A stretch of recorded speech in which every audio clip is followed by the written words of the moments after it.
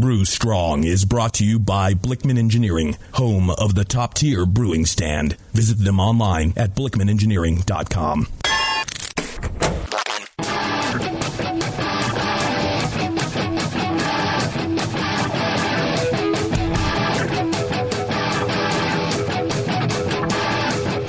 Brewers, it's time for the beer radio you've been looking for. This is the show that dispels myths, tackles the toughest topics, and makes no apologies for geeking out on beer. Hosted by two guys that drink before they think, Jamil and John Palmer. This is Brew Strong. Hey, howdy, hey, my brewing brothers and sisters. Greetings, cretins. What, are you trying to pinch one off while you're saying that? Well, no, I'm enthusiastic. Oh, okay. I thought you were enthusiastic, John. Oh, good. Yeah. Good, thank you. I thought you had like a espresso enema during the break there. Well, no, I convinced my daughter to go attempt to pick up my son from daycare, or after school care, as it were. You know, not a parent, but, you know, legal adult, so she can probably get away with it. If not, you know, some other person can, you know. Yeah, you know, then we can just rely on my wife to come home and it's like, where's Michael? And, well, he's still at daycare. I was busy. And then have her storm off and go get him and me, you know, be in the shit hole for a month. But, you know, we can deal with these things. What good are kids if not for farmhands, basically? You're right, for doing service jobs. I mean, kids have to learn patience. And husbands need to learn to just roll with it. That's life. John Palmer's Philosophy of Life. Your new book coming out, John Palmer's Philosophy of Life. Yeah, and as opposed to How to Brew, you know, it's gonna be called Just Screw It. How to Be Screwed. Yeah. John's new book, How to Be Screwed. You just say that everything builds character, right, John? Anytime they question it, it builds character. Yeah. Right. What doesn't kill you just hurts a lot. and you go on. Right. There you go. Yeah, absolutely. I got to imagine that, you know, people want life advice from you, John. Well, I think my kids do. I've been telling them enough of it. Oh, they're my kids. You know, I'll say something. They're like, "Yeah, Dad, we get the story. Yeah, and they're like, Dad, do you need to do your parent thing now? It's like, yes, that is my job. You know, they're like, yeah, Dad, you've told us before. I'm like, look, I'm a parent. That's what I do. I tell you stories about what you should be doing, what's good, what's bad, the difference between good and evil, right and wrong, stupid and smart. Our teachers say that there is no good and evil, and it's all just relative, and you have to understand the evil person's point of view. Do they give you that? Well, there are some times I think it's interesting. I think there are times that my kids think I am intolerant of others, and then there's times they think I'm too tolerant of others. I don't know. I think they're just messing with me. I think my kids are too smart. And they're just working Dad over. It's like, you know, they're just toying with me, like, you know, like a cat plays with a mouse. They haven't decided to end it yet, but you know, they're just batting me around. So that's what happens. You know, you raise some smart kids, and then you're in trouble. That's right. Mm-hmm. So all I can hope for is Alzheimer's, and then it won't affect me much. Then I'll be just like, yeah. That'll be perfect. You can try and read John's book, Just Screw It. Right. To the extent that you'll be able to still read. Right. Well, I'll be able to read. I just won't remember what I read the page before. That's the problem. But, yeah, there you go. Speaking of Alzheimer's, how about that John Blickman? Hey, Blickman, yeah, John. What was his name again?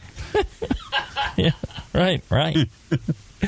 Oh, no. John Blickman is as far as you can get from Alzheimer's, probably for at least another 6 months. And he is a solid guy. Blickman Engineering, Blickman with 2 N's. Go check him out. They do some of the most clever stuff I've seen in homebrewing and in equipment. They're always innovating, always trying to make your brew day better. So go check them out. They've been sponsoring the show for a good 7 years now. So if you run across the Blickman Engineering crew, tell them thanks. Tell them how much you appreciate that they pay for this show. So John and Doug and Pete, all good guys. There you go. And they do they have a dog with like a spot on its eye and all that? They do, and I've forgotten its name. I think it's Spot. Spot. There you go. I think Scott's right. That was a sound drop. Jamil didn't really just say that. I saved that from the other show. Oh, I see. Scott's right. Yeah, I agree with Scott. Right? Yeah, you gotta have a button for that one, because that's the only way you're gonna hear it. All right, we're doing a Q&A show, right? Yes, we are. We have questions. We do. I'd tell you, John, I got answers. I would hope so. They're not necessarily the right answers, but we've got answers. We would just want it to be a Q show. Yes, the A part's very important. Right. Yeah, the A is very important. I've always considered the A one of the most important things, along with the T. I agree. Very important. You want to start with a water question? Sure. Palmer, sure. This is for your wheelhouse here. This is from Anonymous. Can simple tests be done at home with specific chemicals, minerals, and a pH meter or test strips to determine key components of my tap water, such as residual alkalinity? Yes. Yes. Elaborate. Absolutely. I love the second part of the question now. Oh, he says he has the yeast book, but he has not read it. I plan to, Anonymous, you can just lie. Is that Justin? Who's, I don't know. I plan to order the water book, but it is not in the Brewing Network store right now. If either of these questions are addressed in these books... I plan to order, but not read the water book. That's okay. That's fine. Order 3. Yeah, all we care is that you bought it. Yeah, that's the rest doesn't matter. You got to tell Anonymous that there's a group of guys down in Brazil that they, in Brazil, homebrewing, they don't have malt extract. It's all grain or nothing. And so they tell every new brewer in Brazil, in the forums and what have you, and anybody that wants to join the club and learn how to brew beer, they have a motto. And that motto is, read the fucking Palmer. I kid you not. They put it on T-shirts. It's in RTFP. So back to it's the in water all the forum question center. here. Yeah. And Mr. Alzheimer's on the other end. So this piece of advice would serve this brewer well. But yes, you can easily test your minerals in the water and your pH. I'm working with a company right now called Lamont, and they market the Brew Lab and Brew Lab Plus. The Brew Lab Plus contains a high-quality pH meter, and it will test your calcium, magnesium, total alkalinity, sulfate, chloride, and sodium. So there you go. Yeah, and there's, depending on how detailed you want to go. I mean, if you want, titration tests for, all manner of elements in your beer, in your water, there are tests for it. Fairly simple tests, generally. Yes. Yeah. That anybody can do. Anybody can screw it up, but anybody can do them. Yes. Yeah. With the Brew Lab, it only takes about 10, 15 minutes to test all those parameters. And it's just a matter of counting drops. It's pretty easy. The thing about it is, the hardest part is just being nice and precise with the way you operate. So I find this about brewers is they're the people who are, they watch their measurements. They look for, especially in doing something like water. If you want a precise number, you need to look at where the meniscus is to your fill level. If you're filling to a mark, some people are just like, yeah, it's close enough. That'll give you that'll work fine, but the number's going to be imprecise. You need to be very, precise and consistent. And then these kits actually give you really good information and they quite they precise. Really do. I mean, when you're testing minerals in your water, you don't have to be 1.5 or 152 versus 153. Right. You just need to know 150. Is it 150 or is it 100? What's the ballpark? These kits will give you much finer data than that even. Yeah, usually the resolution's in the tens. And that's good enough. You want to understand the ballpark of where your water is coming in. I'm just saying, don't be sloppy. Exactly. I could imagine somebody screwing it up because they're not willing to read the instructions, not willing to count drops, not willing to give your sample vessels a pre-rinse with some water before after each test and before things like that, little simple things. Maybe with the new kit, we should get the kits in here and we should walk people through how to do it. That's a great idea. I think so. Should. There you go. All right. Let's take a short break. When we come back, we'll have more of your questions right after this. When you hear Blickman Engineering, think innovation, passion, quality, and customer service. Blickman gear is designed by brewers to give you a sense of pride in your equipment. At Blickman, they know what makes brewing a pain and build gear that makes it fun. Like the intuitive beer gun, a completely different approach to filling bottles. The Therminator Wort Chiller, a new take on a plate chiller that's sized for flow, performance, and the high groundwater temps homebrewers face every day. The Brewmometer, a brilliant weldless thermometer design with brewing parameters right on the dial. The Auto Sparge, ultimate simplicity for preventing an overflow or running your mash tun dry. And much more, like the modular top-tier brewing stand, conical fermenters, and their Boilermaker brew pots. With more cutting-edge equipment coming soon, keep up with the latest from Blickman at blickmanengineering.com and stay on the cutting edge.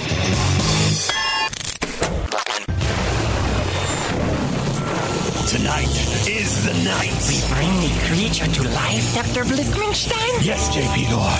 Everything is perfect for my next fermented creation. But, Doctor, the storm is too far away. We'll never have enough power to isomerize the creature's alpha acid. Yes, J.P. Dorr, we will. For I have in my possession the Tower of Power. Blickman's new Tower of Power is the evolution of automation. Control hot liquor, sparge, and mash temps like a pro. The Tower of Power is a high-quality gas-fired rim system that works with your current brewing setup. With ultra-precision, the tower can hold your mash to 1/2 degree Fahrenheit. Precision and repeatability. The Tower of Power is the answer to automatic, fast ramp times. See more at blickmanengineering.com. Bring your next creation to life with the Tower of Power. Dr. Blickmanstein, with the Tower of Power, you can probably give me an afternoon at the pub to enjoy a pint. Don't be silly, J.P. Dorr. We have beer to brew. Since the first time the Brewing Network microphones turned on, More Beer was behind it. More Beer sponsors the programming on the BN because, like you, they love brewing. And like the Brewing Network, they love sharing their knowledge. Morebeer.com isn't just a website to place your next equipment or ingredient order. Morebeer.com also gives you access to free beer information that will make you a better brewer. Go to morebeer.com and click into the Learning Center. You'll find podcasts, technical facts, video tutorials, and more, including access to The Buzz, More Beer's social network of more than 5,000 members. And some of them might even be crazier about beer than you are. Get over to morebeer.com today and take advantage of The Buzz, the forum, the Learning Center, and make sure you're signed up to receive the newest More Beer catalog. More Beer, bringing you absolutely everything for beer making. Hey, dude, you know what beer this is? No, all the labels are falling off. Yeah, or the ink is run. Well, if it's a pale ale, you're good, but stay away from the quote-unquote Belgian. Oh, man, this guy needs to get some grog tags. Grog tags are reusable, write-on, wipe-off, commercial-grade bottle labels for your brew. The guys at Grog Tag are homebrewers. They wanted great-looking, sturdy labels for your bottles, buckets, carboys, kegs, and growlers. They also wanted a label that not only looks good, but can be easily removed and reapplied during bottling without that nasty glue residue being left behind. No residue, water resistant, and ice chest approved. Grog tags stay on in water or an ice chest, and they stay legible. Visit grogtag.com to customize your label or coaster from dozens of different templates for free and see how awesome your bottles can look. It's that pseudo Belgian. Yeah, we're getting him some grog tags, dude.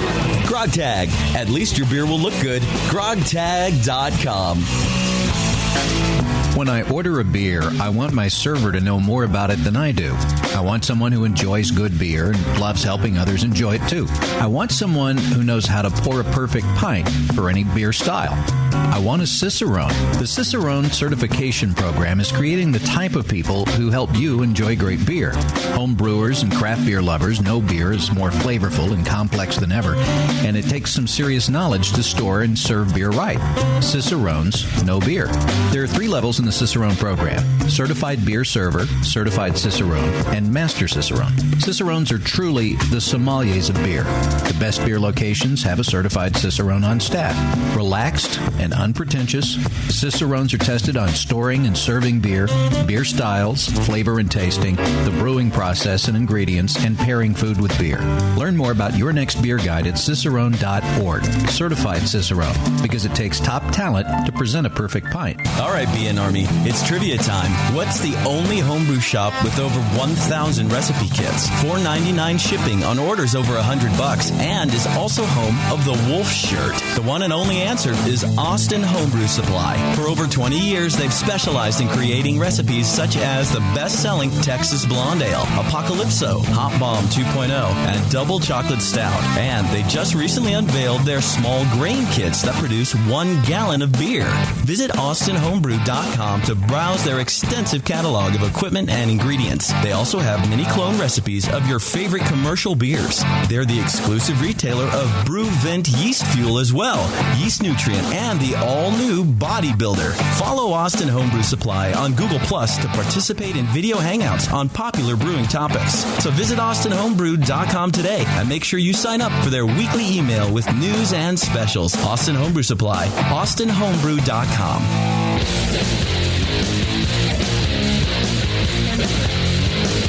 Back to the 2 guys that know how to turn beer into beer. This is Brew Strong.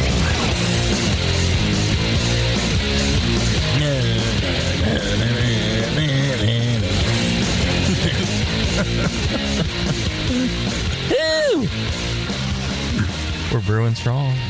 Yes, we are. There you go. All right. Next question.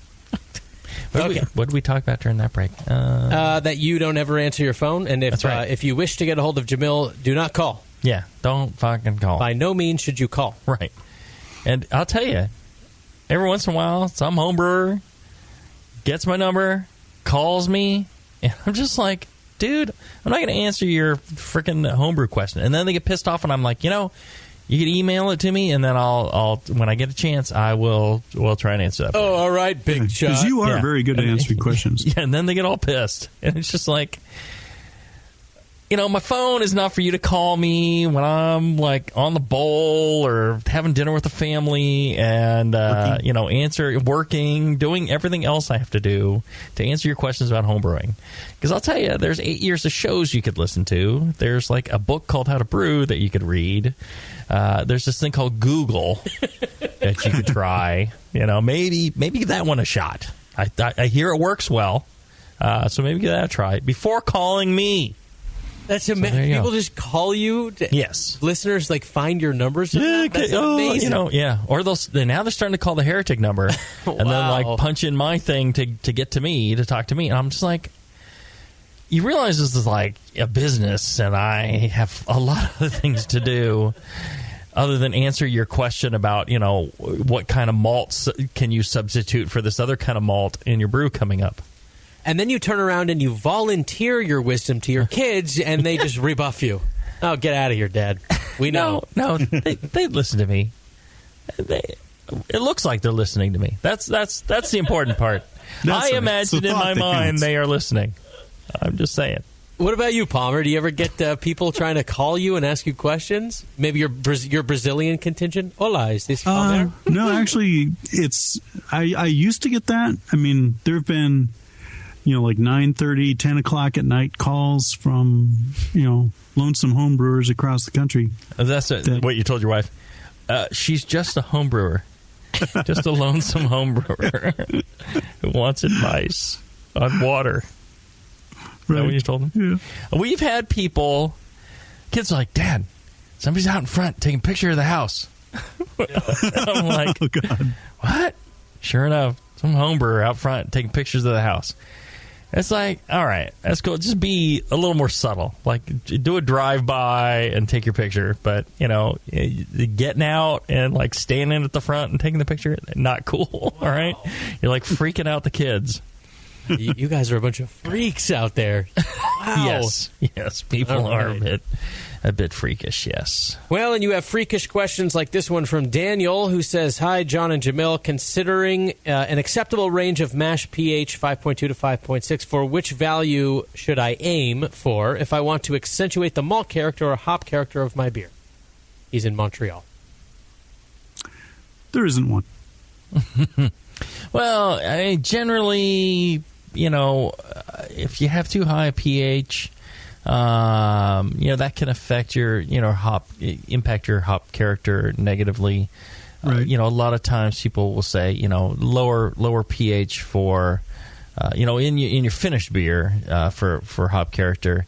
In the mash, not so much. In the mash, you're just looking for, appropriate conversion. That isn't the time for that. It's really, it's every step of the process. It's not just mash. It's not just, in the kettle. It's, after fermentation, everything, you should see an appropriate reduction across the way. And if you don't have a low enough pH, that can affect it. And for the finished beer, generally, very loosely speaking, a little bit higher pH, maybe for a malty beer, maybe a little lower pH for a hoppy beer, but color and what malts are in there, that plays a big role. Yeah, the pH is the control. The influence of pH for hop to malt balance is not the lever. What you're looking for there is more of sulfate to chloride ratio. To kind of like affect the seasoning of the beer as opposed to the pH. Mm-hmm. All right. The dark side in the chat wants to know why Jamil would not open his bedroom window to answer his question, and why are you such an asshole? All right. So here, from the chat room, let's go to a question from the chat. This one's from Flaccid But Wide. He said, Is there any way to determine fermentability of wort based on mash temp? I always hear people talk about higher mash temp producing less fermentable sugars, but not the effect on final gravity. Well, it all has an effect. It depends on what kind of sugars are being created. A lot of things like that. Some are not fermentable. I was taking a drink of beer. I missed the first part of the question. He wanted to know if there was a way to determine fermentability of wort based on mash temp. That he hears people talking about higher mash temp producing less fermentable sugars, but not the effect on final gravity.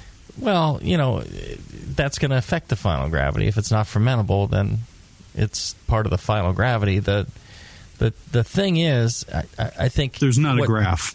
Yeah, you could probably graph a one grain bill with one water and one yeast and one fermentation temperature and all that. You could probably graph the effect of the mash temperature on that. Yes. But there's so many other factors in there that's what's going to affect it. So there is no quick and simple, but it does affect it, and you just need some practice and experience will kind of help you figure out what you might expect. Beersmith has a estimation of, or some software out there has some estimation of what the possible finishing gravity could be based off of the grains that you're using and the yeast that you're using and all that, and mash temperature. It kind of gives you a ballpark. Like we talked in the previous show, it's just a wild ass guess. It's just kind of a scientific wild ass guess, but yeah, or a model, as they say. Yes. All right, let's stay in the chat room for one more question. This one's from TP Klebe. He said, a few weeks ago, I cleaned out my kegerator in order to clean up a couple rust spots that were forming. What can I do to help prevent condensation inside the kegerator? He said he's heard the computer fan deal, but he does not understand how that is cutting down on moisture. So can you guys address that and how to install the fan if that is the best solution? Well, I live in Southern California. We don't have moisture. Right. All the fires dry everything out in John's kegerator. Moving air around, evaporation occurs by, moving air around. You get condensation on surfaces. If you can stir the air around, it will, more water will evaporate into the air and then, stay in the air. So, that possibly could help there. Temperature is a big thing. It depends on what the kegerator is. So this is why I tell people don't use a freaking freezer for your kegerator or for a fermentation chamber, because a freezer doesn't have air movement and is not designed to work at these warmer temperatures. And so you end up with a bunch of condensation. The walls get cold, and then there's no air movement, and the condensation just puddles at the bottom, and you get rust. So you use a fridge, which is designed to work more around food temperatures, closer to beer temperatures, and it has fans in it to blow air around, usually from the upper chamber to the lower chamber, and that actually helps with condensation greatly. If you've got a freezer, you could put a little bucket of damp rid, one of those moisture capturing things in the bottom. A lot of people do that, and that'll suck quite a bit of water in it. You need to empty it frequently because they'll fill up. And then the fan thing, I think it'll keep the moisture in the air, and then every time you open it, some of that moisture can escape. If it's higher in there versus outside. I mean, it's the air that's around. You might also check the seals on whatever door if you're in a humid environment, and your seals may not be good, and you may be getting some moisture in that way. If you seal it off and you put damp rid in there, and there's no way for the air to get in there, then your moisture levels should drop substantially. So addressing his moisture thing, it doesn't cut down on moisture, but it prevents it from ever settling on a surface? Right. Well, it helps the air retain more moisture. Although if you blow moist air at a cold surface enough, it will it can help the condensation on that surface as well, depending on temperatures and a lot of other factors. So if you were to set up a fan, I would set it up so it just pulls air into the middle of the whole thing, kind of stirs the whole thing up with air. And then, check your seals, put a container of damp rid in there, and then make sure your seals are all good. And if it's sealed off well, and you've got a container of damp rid in there, it should dry out completely, and you should end up with very little moisture in there. All right, and let's go back to emails. This one's from Cole B. Said, hi, Brew Strong, guys. Just planning my next brew day and decided to brew a smash beer. I have also been wanting to drink session beers in celebration of Minnesota spring finally emerging. If I try a smash session ale, like 4% ABV or under is the rule he goes by, am I going to have a bland beer? To expand on the topic for a potential episode, some things I was wondering about are what grains are able to be mashed as 100% of the grain bill, potential mash issues as far as conversion. Let's start there. What grains can be mashed as 100% of the grain bill? Anything with enough diastatic power to self-convert. So generally anything that is referred to as base malt. Well, anything that's pale.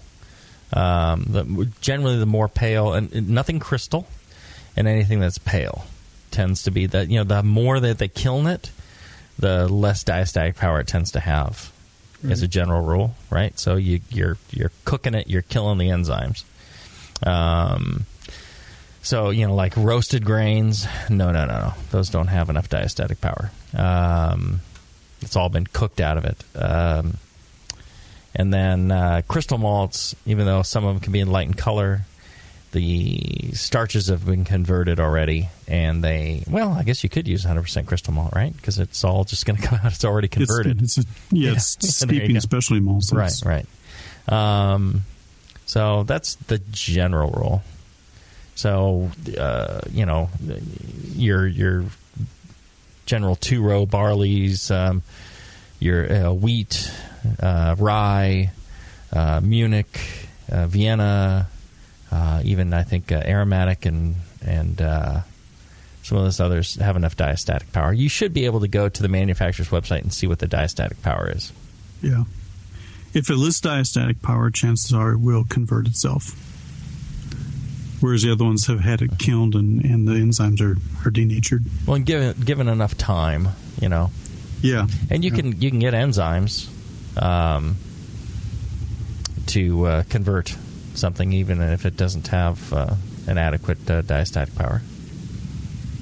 He also wants to know if you guys think a smash beer can be an award-winning beer, or if he should just be doing this for ingredient research. Well, anything can be an award-winning beer. I mean, does it taste good?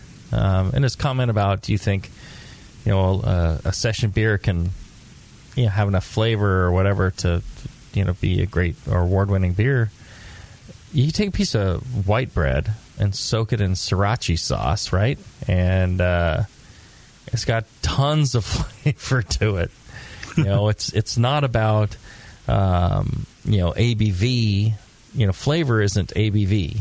ABV is a component of flavor. The alcohol is a component of flavor, but it is not the determining factor of flavor in a beer. Yeah. So you can have a lower alcohol beer with lots of flavor. That is absolutely possible, even with lots of mouthfeel. Well, a Helles is more or less a smash kind of beer, right? Sure. Yeah, absolutely.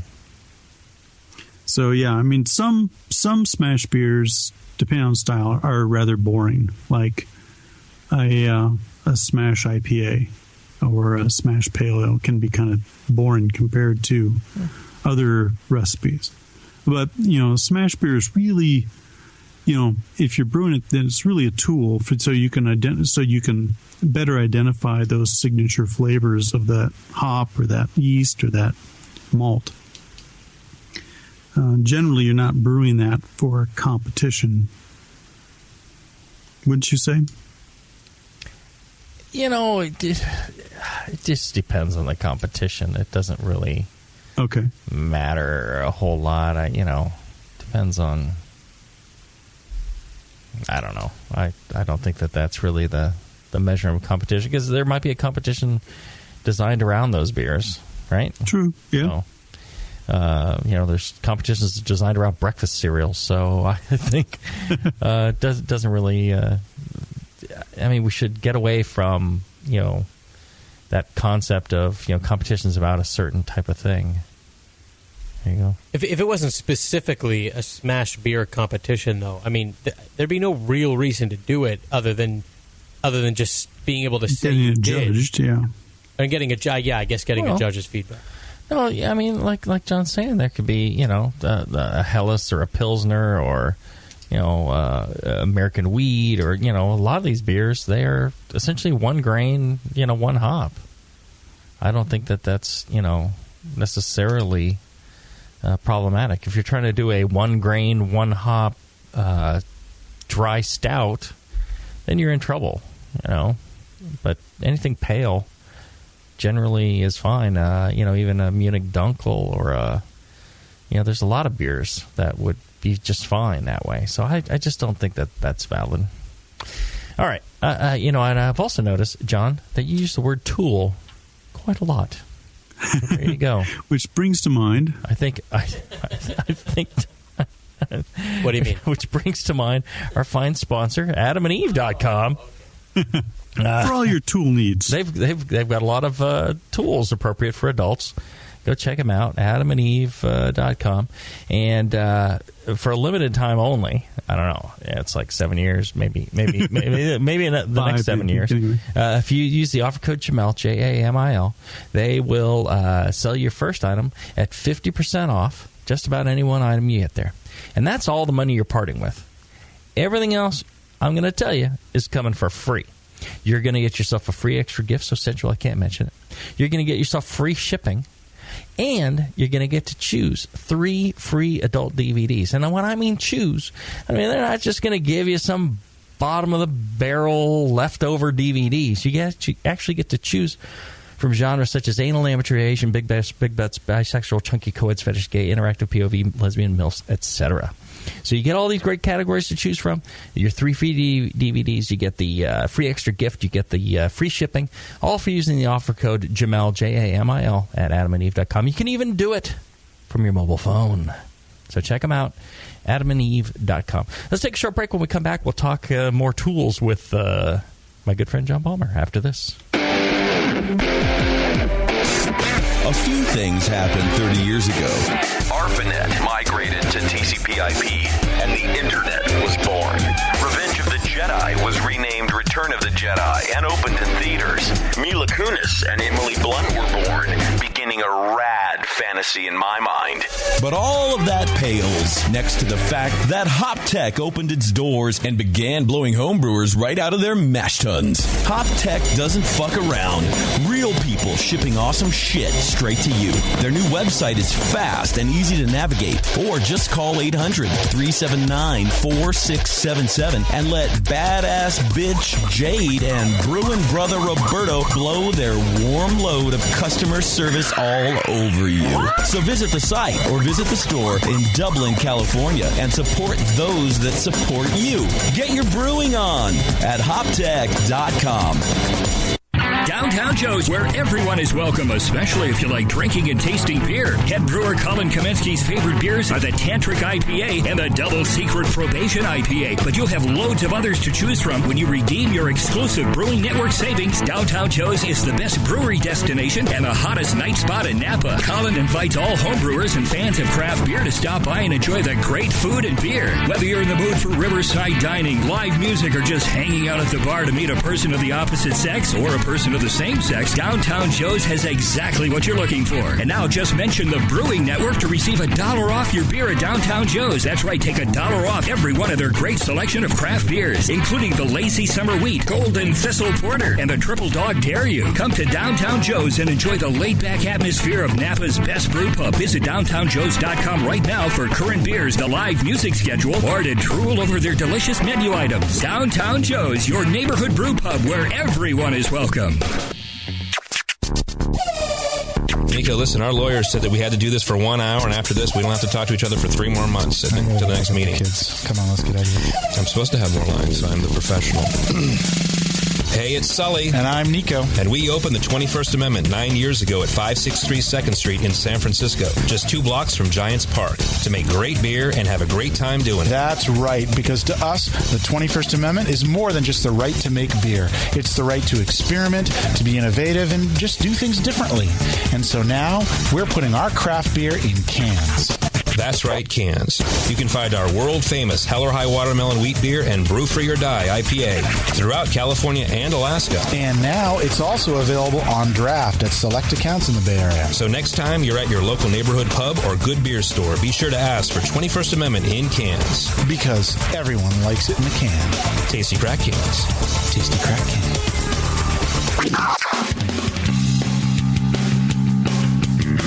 Hey, my brewing brothers and sisters. This is Jamel Zanisha, and I want to tell you about Heretic Evil Twin. You might be familiar with my homebrew recipe, which uses massive late hopping to create a balance between the malty sweet and the hoppy bitter, along with an outrageous malt and hop character. I wanted a beer with the same bold hop and malt character, so we played around with the homebrew recipe until we were able to make a great commercial version too. We've created a beer rich in malt character, full of caramel, toast, biscuit, and an ever so subtle roast note. On top of that, we piled in an insane amount of Citra and Columbus hops at the end of the boil, as well as in dry hopping. This damn-the-cost approach to hopping gives Heretic's Evil Twin a great blast of citrus and tropical fruit that can't be matched by any other hop. The result is a bold, malty, hoppy, but easy-drinking beer. This is our top seller, our flagship beer, and I couldn't be prouder of it. Cheers. To find Heretic beers near you, click on Find Some at hereticbrewing.com. Williams Brewing announces their first customer recipe issue since 1991.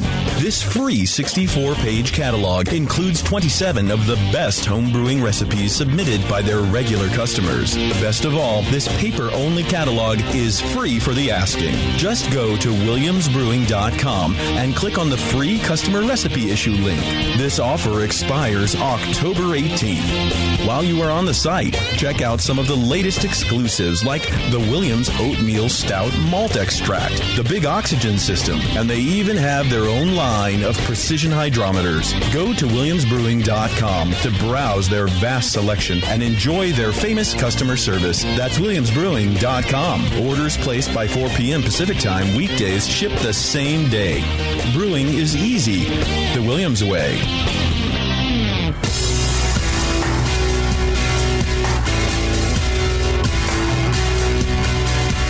Like the Lance Armstrong of the beer world. Except for that nut thing. This is Brew Strong.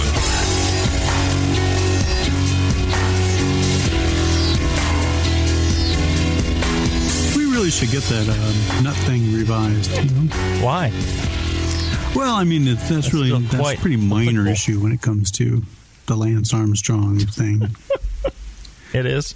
Yeah. Well, you know, I mean, we need to, you know, let everyone know that we're not doping back here. We're dopes. We're not doping. That's right. We're just idiots. That's why the show sounds the way it does. And even if we were doping, so's everybody else. So what difference does it make? All the other beer radio shows are all doping. Sure they are. We have not consumed anything performance enhancing. Let's put it that way. That's for sure. Yeah. If we did, we'd actually have performance.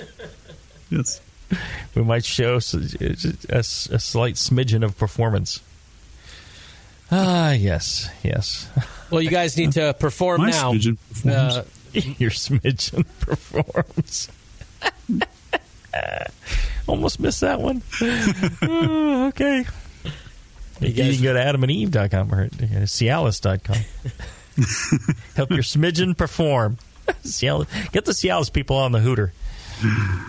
All right, you ready to perform by answering more questions? Sure. Okay. So this one is, he says, this is Ward Baxter from Washington. He said, Jamil and John, this is either a what the hell have I done or why don't more people do this question? It's a little long, so bear with me. It sounds like a sponsor. Kind of a what the hell have I done? What are other people doing? He said, pumping ice water through an immersion chiller is definitely nothing new. Occasionally, with really high temperature differentials, brewers mention adding some salt to the ice water to lower the temperature like ice cream makers do, but there are never any specifics. I have a friend who is a commercial fisherman who tipped me off to the science of brining. As a result, I've had a batch of 23% brine solution in my freezer that never actually freezes. It stays around 6 degrees Fahrenheit.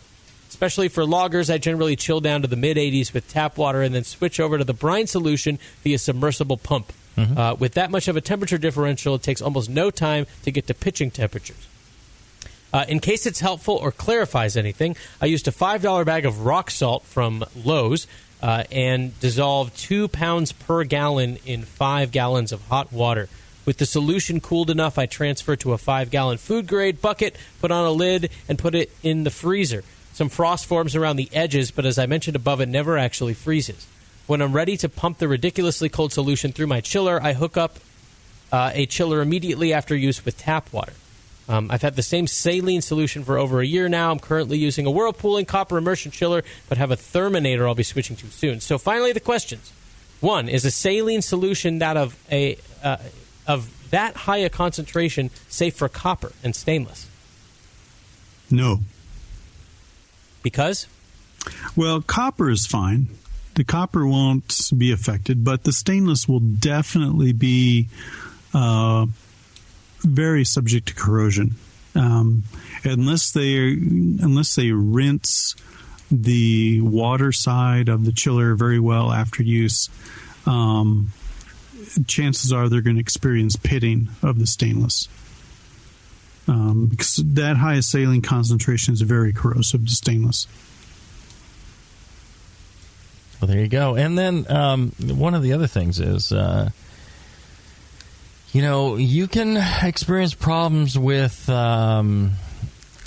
chillers and fouling of plate chillers if you run your wort through too fast and you're slamming it down too cold.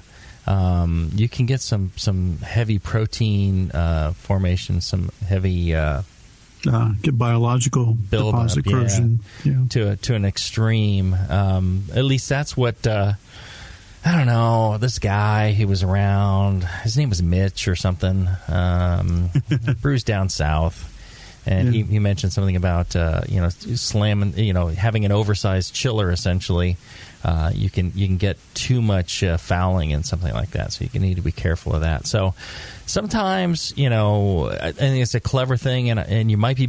Sounds like you might be better off sticking with the Whirlpool chiller for that, for the coil, the immersion chiller, because it's made out of copper, and also you don't have to worry about fouling. So that might be something to keep in mind. In that case. Well, John, I've got a question for you. Yeah. All right. It just made me think of something. We were cleaning out our autoclave the other day, and instead of spending $5 a pack for autoclave cleaner, I went and looked up the MSDS on the autoclave cleaner, and it's like 95% citric acid, and then a couple of like chelating agents or something. Yeah. So I happen to have some citric acid powder laying around, lo and behold. So we threw that in there and cleaned out. And we were looking at all the parts that this is going through. I mean, the chamber's stainless, but the heating coils are not stainless. There's some metal, and then there's a bunch of copper tubing as well. And sure enough, we run the citric acid through it. There's some green stuff coming out off of the copper, and we're wondering, is there a level of acidity that could damage any of this equipment at 250 degrees? As we cycle not with citric acid. Yeah, the citric acid is not an aggressive acid, so it's you can have. It's just the fact that it's an organic acid doesn't mean that it's not hazardous.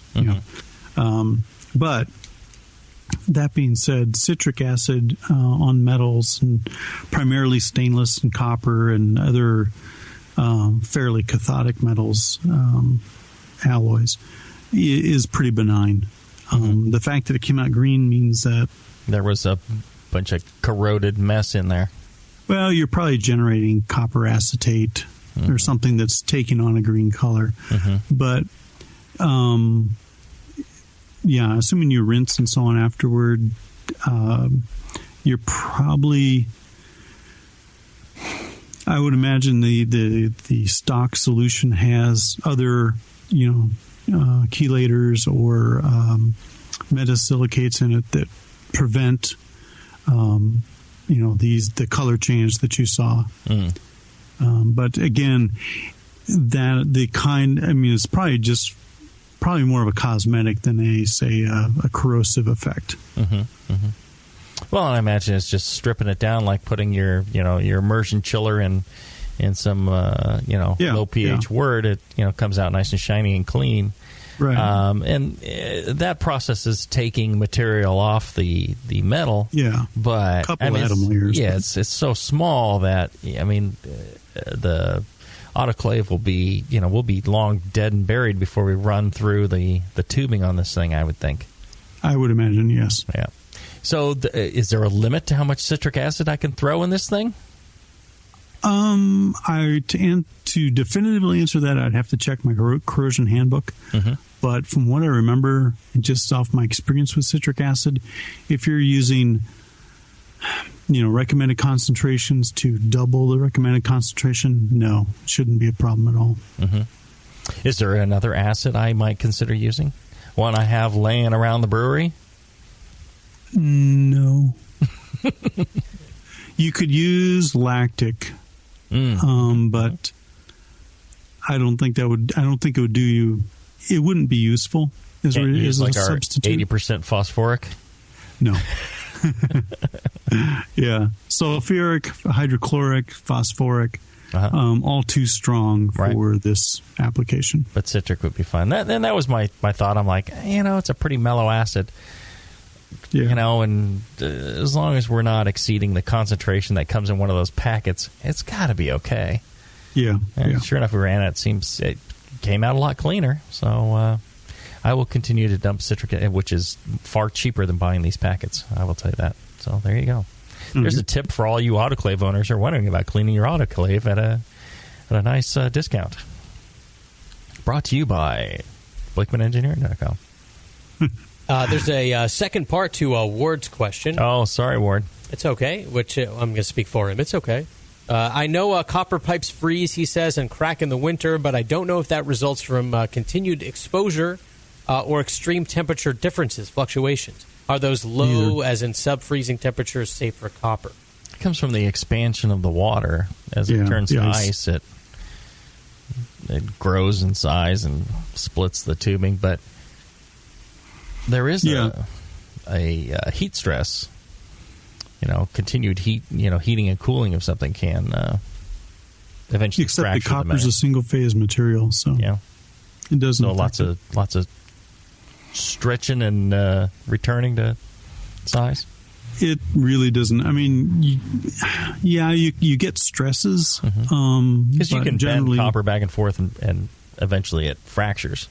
Right, but that's orders of magnitude more stress than the expansion of due to heat in the material. Mm-hmm. The real cause for splitting the copper piping is because the water has frozen and the volume increase in the ice. Mm-hmm. So there you go. All right, let's take our last break, and when we come back, we'll answer maybe another question, and we'll get out of here. All right, back after this. And now, Northern Brewer presents What If Homebrewers Ruled the World? Ladies and gentlemen, if you'll follow me, I will lead you into the gallery area. Now, the first piece up for sale today is a Jamil Zainasheff original, a bottle of 1997 vintage Evil Twin. I say. Bidding for this one-of-a-kind piece will start at £7,000. And if you'll continue to follow me, ladies and gentlemen, I can show you a rather abstract piece from Bay Area brewer Justin Crossley. It's a German Doppelbock entitled Justin's Giant Bock. The brewer's notes here indicate that this beer had excellent mouthfeel. That's just a crazy dream. Or is it? With Northern Brewer, a thirsty nation can craft its own ale and water for the greater good of mankind. Northern Brewer, the home of superior customer service and the finest selection of home brewing goods for the future. Hi, I'm Jamil Zainasheff, and in addition to my work on the Brewing Network, I write the Style Profile column in every issue of Brew Your Own magazine. Hi, I'm Sean Paxton, and when I'm not prepping for the Homebrewed Chef on the Brewing Network, you can find me writing articles on how to cook with your homebrew for Brew Your Own magazine. Greetings, cretins. This is John Palmer, and when I'm not writing for Brew Your Own, I'm reading it. John Palmer, Sean Paxton, Jamil Zainasheff. If you love listening to them on the Brewing Network, you'll love reading their articles, tips, and recipes in the pages of Brew Your Own magazine. Join Jamil, John, and Sean 8 times a year in Brew Your Own. And when you subscribe to BYO on the Brewing Network website, half of your subscription price goes right back to the BN to support great beer and food programming. So sign up for Brew Your Own magazine through the BN website today so you can listen and read your way to better homebrew. Have you ever dreamed of attending the World Brewing Academy? This year, thanks to Lalamond and Danstar, one lucky brewer will make that dream a reality for free. Lalamond and Danstar invite you to enter the Beer School 2015 contest. One lucky grand prize winner will receive fully paid tuition to the 2015 World Brewing Academy web-based concise course in brewing technology worth almost $4,000. From now until December 13th, 2014, every Danstar yeast packet you use is your ticket to enter. Visit danstaryeast.com for the details and to print your official entry form. There's no limit on the number of times you can enter, so get brewing with Danstar and get your entries in to the Danstar 2015 Beer School Contest. Whether you want to build your home brewing skills or build a career as a professional brewer, this course will change the way you think of beer and brewing. Enter at danstaryeast.com and get the dry yeast advantage with Danstar and Lalamond Premium Brewing Yeast and enter to win. Hi, I'm Jason Harris, the proud owner here at Keystone Homebrew Supply. We're thrilled to be entering our 20th year of supplying this great industry, and to show you, the Brewing Network Army, how much we appreciate your support, we're offering you 10% off your first order on our website, KeystoneHomebrew.com. Just use coupon code BNARMY at checkout, and I'll get your order out the same day. My goal at Keystone Homebrew Supply has always been to have a complete supply of everything a brewer could want. When you place your order online or when you come into our store, it's our goal to have everything on your list and more. One aspect of KeystoneHomebrew.com that we're really excited about is the ability to fulfill customers' exact grain bills. Do you hate to wait? Keystone Homebrew Supply can get your precious yeast and hops to you within just one day if you live between Connecticut and Virginia, and within 2 days east of the Mississippi. KeystoneHomebrew.com. Coupon code BNARMY. I'm Jason Harris, and I approve this message. Back to the beer guys that make other beer guys look like wine guys. Brew Strong.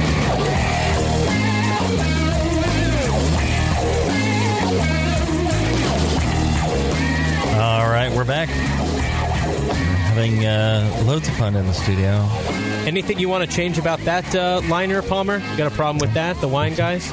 Yeah, actually. I think you're spelling it wrong. You're spelling it W-H-I-N-E, and it should be W-I-N-E. There you go, yeah. Now, during that break, we talked about parking meters, getting a ticket and not getting a ticket, and who we could contact to clear the ticket that I'm sure I have gotten today. I can't believe there's someone to contact. And here I thought the Department of Parking Enforcement was infallible. I'm sure they gave me a ticket that I deserve. However, I'm a bit of a celebrity. I don't know if you know this, and I'm thinking I could get the city to somehow, sweep that under the rug. If this will be the last time you're ever in Martinez, you can probably ignore it. Good point. This is the last show in Martinez. Yes, so they probably won't care and won't clear the ticket for me now. Great. There you go. All right, well, so not only is this the last show from Studio Double D, it is the last question for Jamil and John, and it comes from the chat room from Lawyer Jim. Oh, he Jim, said, you better have a good one. You're on the hook now. I think it's good, but let's let you guys decide. He says, every time I brew, I use PBW, then rinse, then Star San on everything from beginning to end, but the following is making me wonder if all that is a waste of time. He said, there's a horrible show on the Esquire network called Brew Dogs. On one episode, the two hosts and Jim Koch of Sam Adams stripped down to their underwear and climbed into the mash. They called it ballsy. I agree with that. It was ballsy. They were soaking their balls in the mash. They thought it was badass. I thought it was bad that they had their asses in the mash. Yes. Thought the beer would be tainted, no pun intended, since they were soaking their taints. However, this being a reality show, everybody loved the resulting beer. My question is, will the boil get rid of everything that cleaning and sanitizing would have gotten rid of? If the boil can make their scrotum-tainted ass beer drinkable, is PBW and Star San necessary before the boil? All right. Well, here's the thing.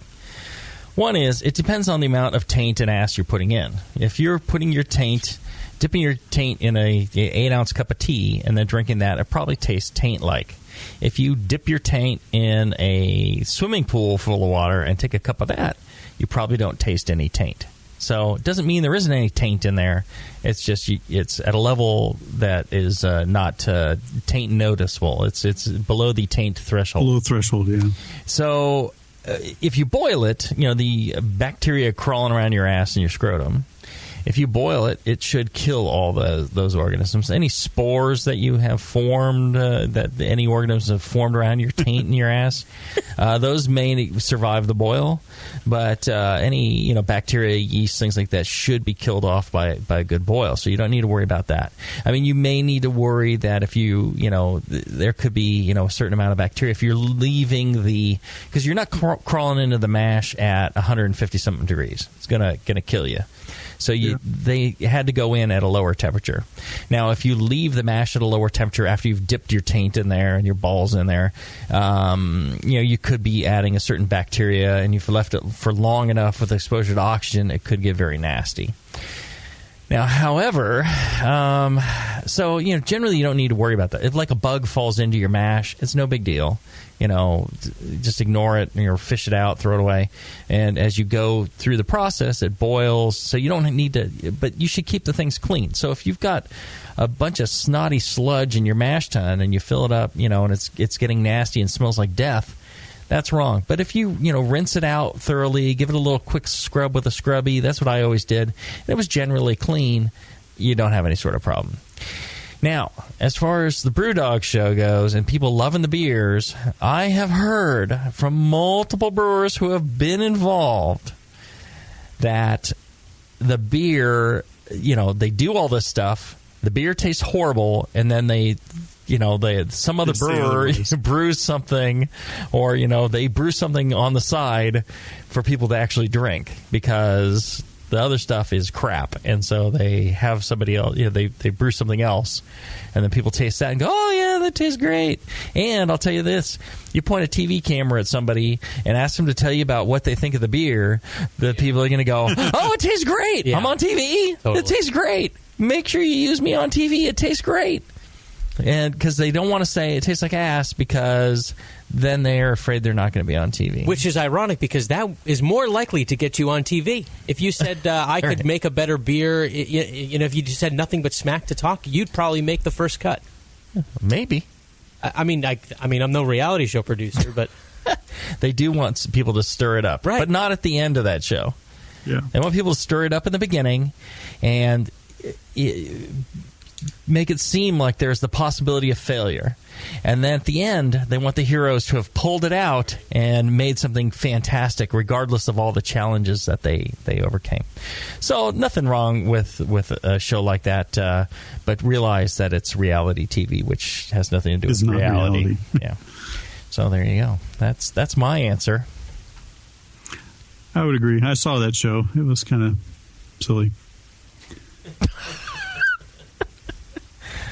See, this is why John has friends and I don't. You guys got any final thoughts or words for the studio before we abandon it? Thank God we're moving on. Goddamn Martinez.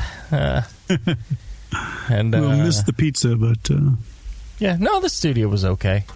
Yeah, I would rate this above the garage, and I would rate this above the Studio D. Yeah, so it's been a constant improvement, and that looks to continue with the Hop Grenade, right? I'm thinking we're going to take a step back. At some point, we got to take a step backwards. There's going to be something wrong. Yeah, this wasn't too bad. Not too bad. It's almost to the level of professional quality, I would say. Yeah. Maybe 10% of professional quality. I think we're getting there. We need Scott to step forward and try to make friends with the Concord police. Yeah, that's going to happen. Smooth the road. Yeah, so I won't get parking tickets there. I think it's Justin. We need to. He's the diplomatic one. I tell the truth too much, and people don't like that. You think you do? That's what's so annoying about it. Just tell me your name is Burt Murphy, Scott. Burt Murphy. Scott Murphy. Instead of Moskowitz. Don't let him know you're a Jew. Whatever you do, and hide that red hair. I think that'll help. No, the Irish angle worked well. Yeah. Oh, I thought the soulless ginger would cause him to go under. All right. Bye, Martinez.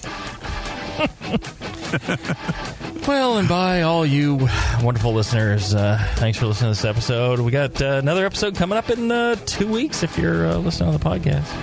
And if you're listening live, whenever they get the new studio done, that's when we'll be there and do some shows from there. NHC, too. NHC, all those good things. We'll be there having fun, whether it be Brazil or Concord. We'll be there. Put those two places on your map. Other places to put on your map, BlickmanEngineering.com, Blickman with 2 N's. Check them out. Fine sponsor for many years. They've been paying for the show, so you don't have to. So check them out. Also, if you're looking to help in it a little bit extra, check out the Brewing Network store. Lots of goodies there, and everything you buy from there goes to the bottom line of the Brewing Network. Helps tremendously to keep this program on the air. So check that out as well. Until then, brew strong. Brew strong, everyone.